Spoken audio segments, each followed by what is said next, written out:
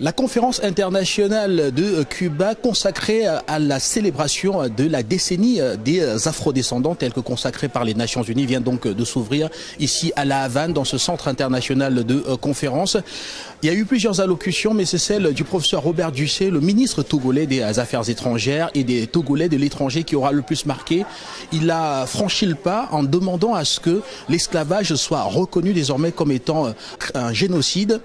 À cause, bien sûr, des ravages causés sur le continent africain, il est aussi allé un peu plus loin dans son discours en affirmant très clairement qu'il faudrait aussi que la question de la mémoire et de sa restauration soit davantage mise en avant en rappelant que l'Amérique n'a pas été découverte par Christophe Colomb, mais bien sûr par Aboubacar II, qui était parti des côtes du Mali actuel avec plus de 2000 hommes à la découverte de l'Amérique. Il y était arrivé, a dit le professeur, avec beaucoup d'acuité ici, ce qui a d'ailleurs provoqué un tollé d'applaudissements dans la salle. D'aucuns estimant que la question de la restauration de la mémoire était très importante afin que les afrodescendants puissent voir leur dignité simplement restaurée, afin que l'on puisse aboutir à cette reconnaissance-là qui devrait normalement permettre une meilleure lutte contre le racisme parce que les mérites des uns et des autres seraient ainsi reconnus. D'ailleurs, je vous propose d'écouter le professeur Robert Ducé et rappeler que cette conférence se tiendra jusqu'au 13 de ce mois de décembre et au terme de cela, bien sûr, on saura exactement ce qui aura été retenu ici et qui servira aussi au 9e congrès panafricain de Lomé.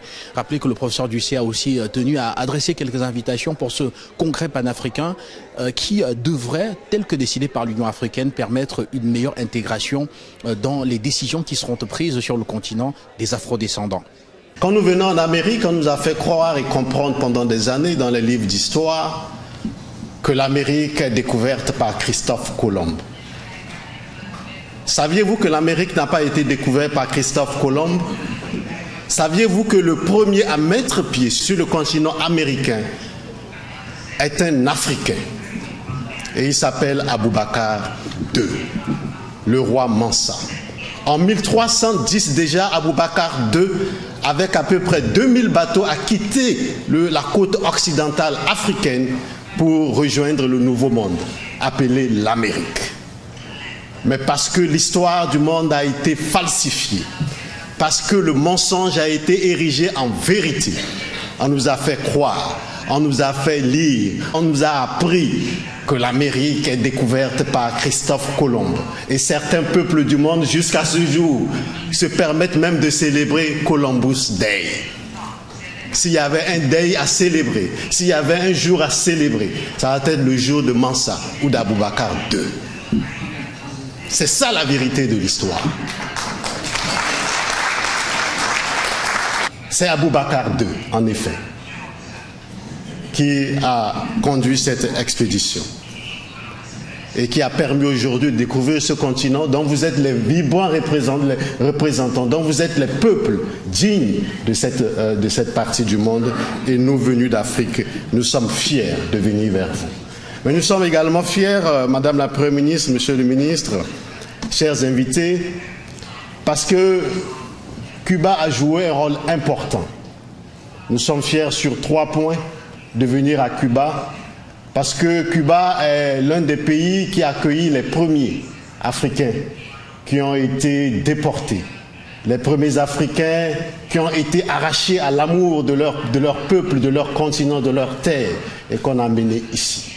Nous sommes fiers aussi de venir vers vous, parce que vous, Cuba, vous aviez joué un rôle important dans l'indépendance des peuples africains et des pays africains. Nous n'oublierons jamais, venus d'Afrique, que c'est grâce à vous et grâce aux vaillants peuples de Cuba, aux combattants cubains, que certains pays africains ont conquis leur indépendance. La lutte contre le racisme semble devenir l'apanage des seuls peuples en développement que nous sommes, alors que cette lutte devrait être répandue dans tous les continents et pour tous les peuples. Mais, mesdames et messieurs, nous devons aussi être conscients que parmi les armes que nous apprêtons pour lutter efficacement contre le racisme, nous devons particulièrement affûter une arme qui est celle de l'éducation. Pourquoi parfois avons-nous peur de dire ce qu'il faut dire et au moment venu? pourquoi les crimes commis contre certains peuples sont considérés comme un génocide. Nous parlons de l'Holocauste, du génocide. Et pourquoi sommes-nous incapables de dire que les crimes commis contre les peuples africains, que la déportation, l'esclavage est un génocide?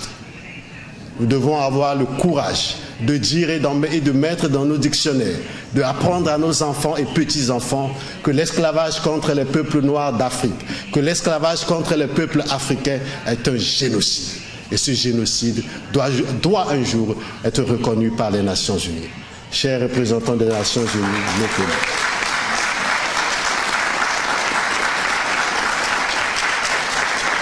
Il est temps que ceux qui ont commis ces crimes contre l'humanité à travers l'esclavage et la colonisation sortent du déni de leurs responsabilités. Le vice en rajoute aux crimes lorsque les descendants des victimes de ces crimes se voient dénier le droit d'exiger la reconnaissance du caractère criminel de ces entreprises et surtout leur réparation.